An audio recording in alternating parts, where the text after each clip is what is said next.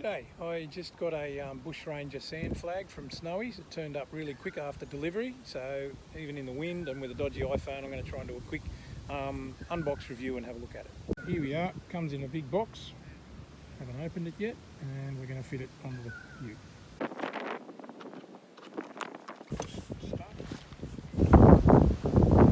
Out of the box, just got the flag. A lot of box for a little bit of flag, but at least it came safe, so I'm happy with that.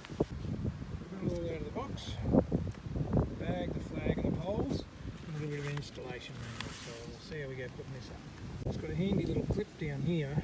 You can take off, pull the pin out, and obviously that's your mount, and the flag can come off, so we're just going to mount that up now and see how we go. True Russell Coit fashion, we'll use perfect shifter, perfect for rounding off those hard to get to nuts and bolts.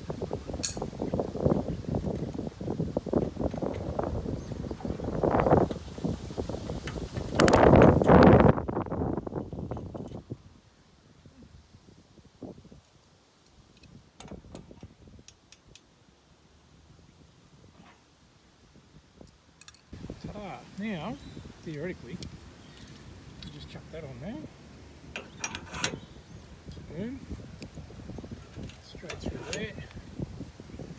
Straight down there.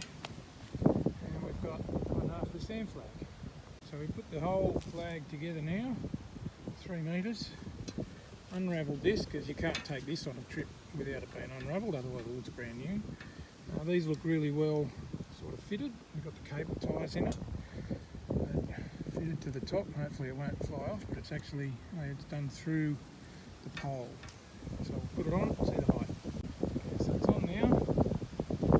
These are 3 metres, the flag's still a bit unravelled, but I'm sure driving it'll we'll see how we go as we cross the Simpson Desert in a few weeks' time.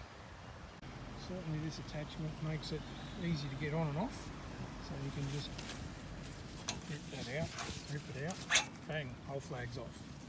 And then you can just disassemble it. So